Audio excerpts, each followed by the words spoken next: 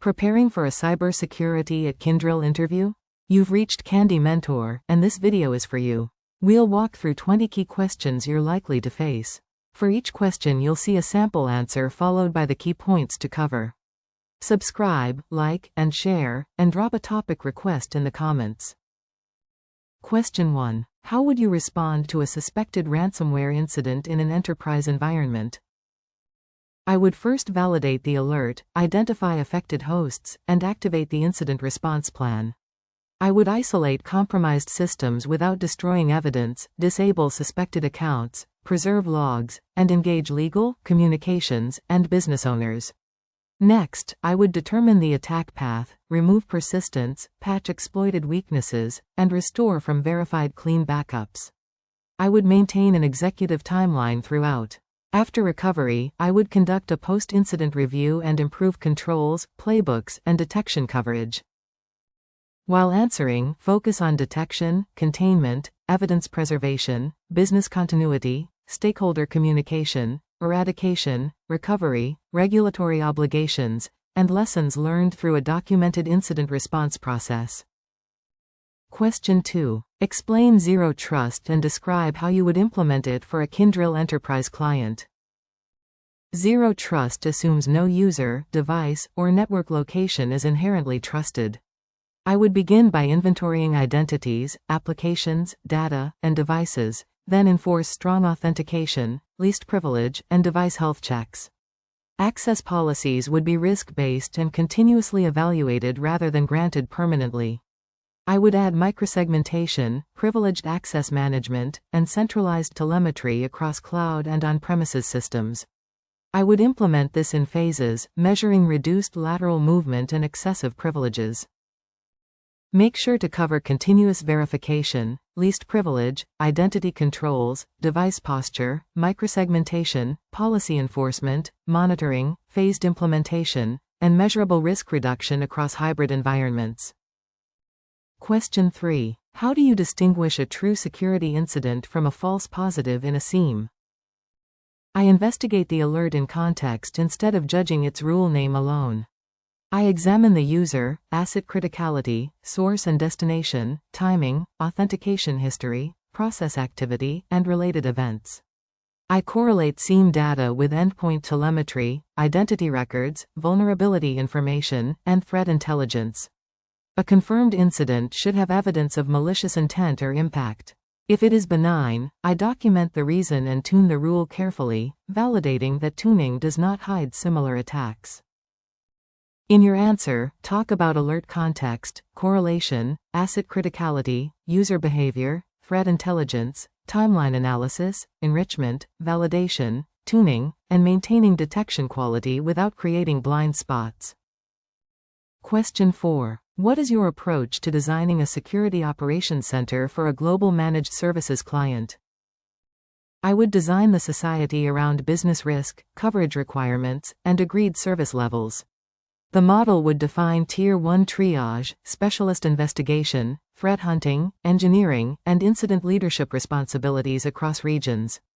I would prioritize telemetry from identity, endpoints, networks, cloud, and critical applications, then build high-value detection use cases. SOAR would automate repetitive enrichment and containment with approvals. Metrics would include mean time to detect, acknowledge, contain, recover, and false positive rates. Be sure to mention operating model, 24/7 coverage, tiered triage, use cases, log onboarding, automation, escalation, service level agreements, threat hunting, metrics, and regional compliance requirements. Question 5. How would you secure a hybrid cloud environment spanning AWS, Azure, and on-premises infrastructure? I would establish centralized identity federation with phishing-resistant MFA, role-based access, and separate administrative accounts. Each cloud account or subscription would use landing zone guardrails, network segmentation, private connectivity, encryption, and centralized logging. I would continuously assess configurations against policy, scan workloads and images, protect secrets with managed vaults, and monitor data movement. The control framework would map consistently across AWS, Azure, and on-premises systems, while respecting each provider's shared responsibility boundaries. Focus on shared responsibility models, centralized identity, network segmentation, secure connectivity, configuration management, encryption, logging, vulnerability management, secrets protection, and consistent governance across platforms. Question 6. Describe how you would perform a vulnerability assessment and prioritize remediation. I would begin with an accurate asset inventory and authenticated scanning wherever possible, supplemented by cloud and endpoint telemetry. I would prioritize vulnerabilities using exploit availability, internet exposure, asset criticality, data sensitivity, active exploitation, and existing compensating controls rather than relying only on CVSS. Owners would receive clear remediation deadlines tied to risk tiers. I would track exceptions with expiration dates, verify fixes through rescanning, and report trends to technical and business stakeholders. In your answer, cover asset inventory, authenticated scanning, exploitability, exposure, business criticality, compensating controls, risk scoring, remediation ownership, verification, and communicating actionable priorities. Question 7. What controls are essential for protecting privileged accounts? Privileged accounts should be rare, separately managed, strongly authenticated, and continuously monitored. I would use a PAM platform to vault credentials, rotate them automatically, and provide just-in-time access with approval and time limits. Administrative sessions should be recorded, commands logged, and alerts generated for unusual behavior. I would prohibit shared accounts where possible, separate duties, maintain controlled break glass access, and review entitlements regularly. This reduces both credential theft and insider risk impact. Make sure to cover privileged access management, just-in-time elevation, MFA, vaulting, session recording, approval workflows, separation of duties, credential rotation, monitoring, and emergency access procedures. Question 8. How would you investigate a phishing campaign targeting employees? I would analyze headers, sender infrastructure, authentication results, URLs, attachments, and campaign similarities. I would search mailboxes for matching indicators, identify users who clicked or submitted credentials, revoke exposed sessions, reset passwords, and inspect affected endpoints. Malicious messages would be quarantined, domains blocked, and indicators shared with detection systems. I would then review email security controls, authentication policies, and user reporting patterns. The goal is rapid containment plus measurable reduction in repeat exposure.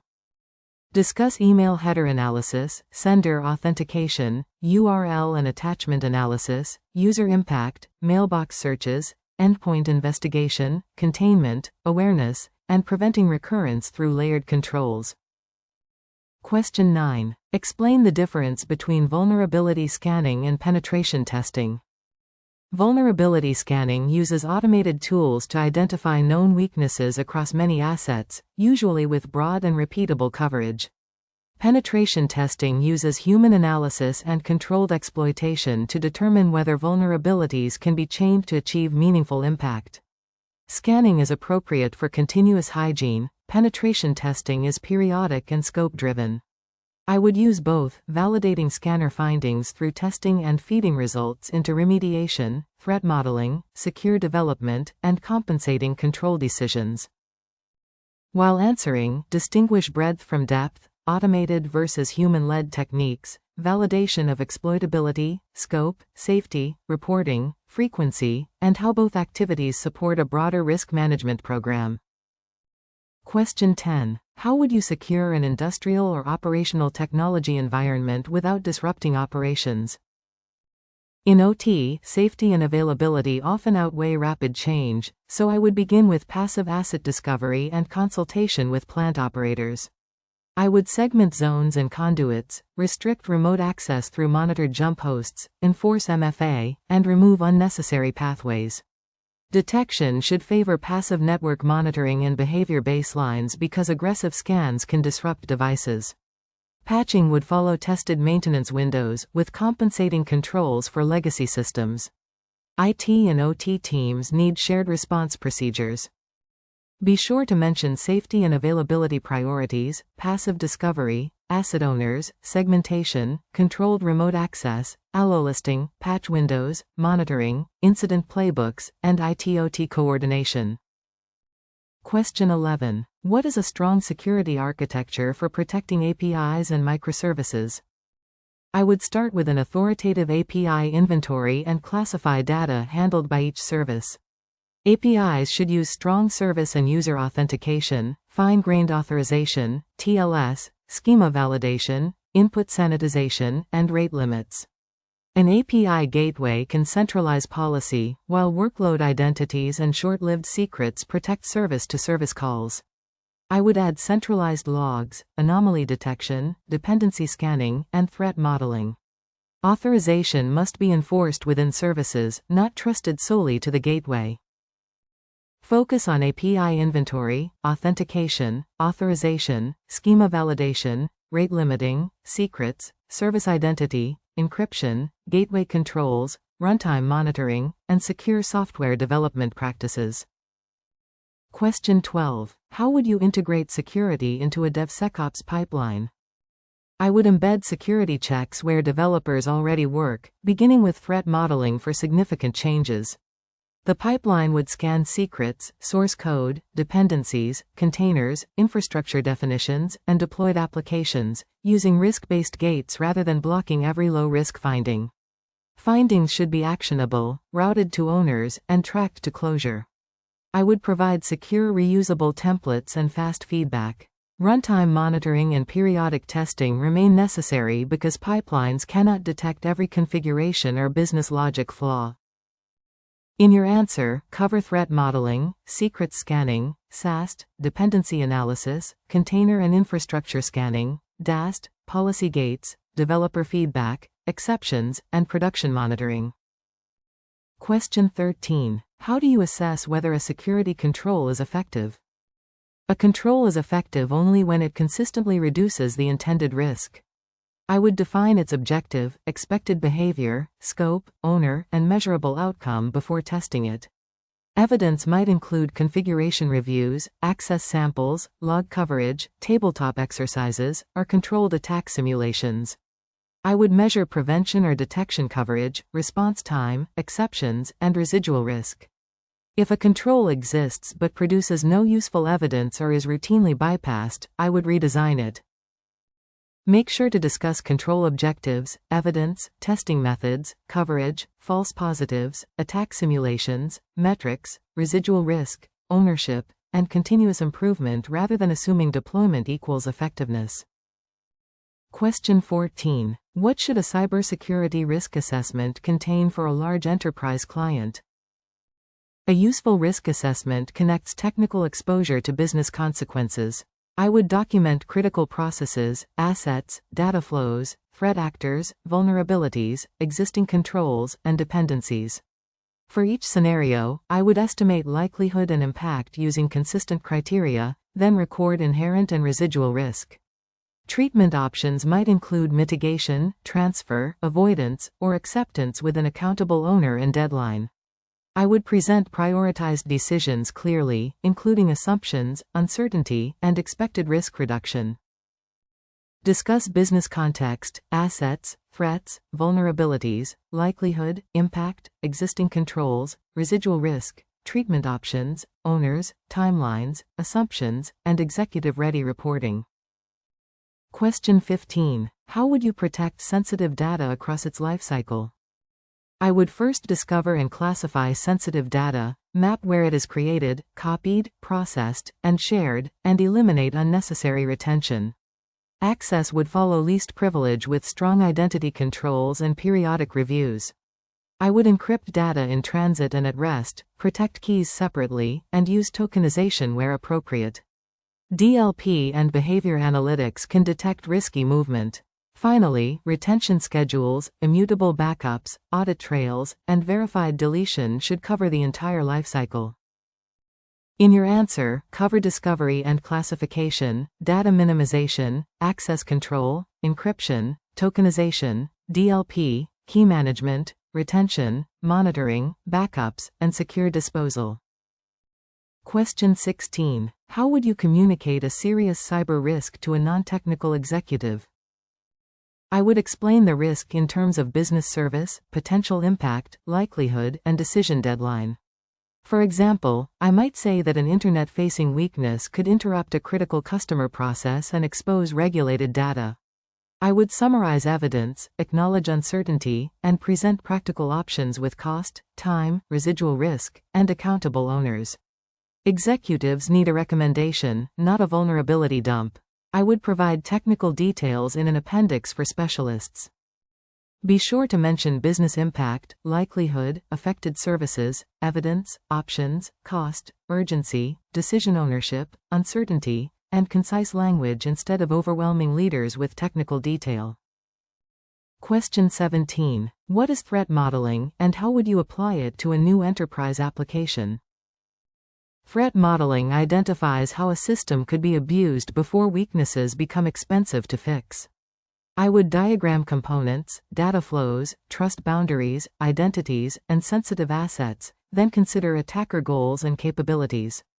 I would examine spoofing, tampering, repudiation, information disclosure, denial of service, and privilege escalation, while adding business-specific abuse cases. The team would prioritize threats by impact and likelihood, assign mitigations, and revisit the model when architecture or dependencies change. Focus on architecture and data flow diagrams, trust boundaries, assets, abuse cases, attacker capabilities, stride-style analysis, mitigations, prioritization, and revisiting assumptions as the system evolves. Question 18. How would you investigate suspicious lateral movement inside a corporate network? I would build a timeline from identity, endpoint, network, and directory telemetry, looking for unusual logons, privilege changes, remote services, administrative tools, and credential reuse. I would compare activity with normal baselines and determine the initial compromised account or host.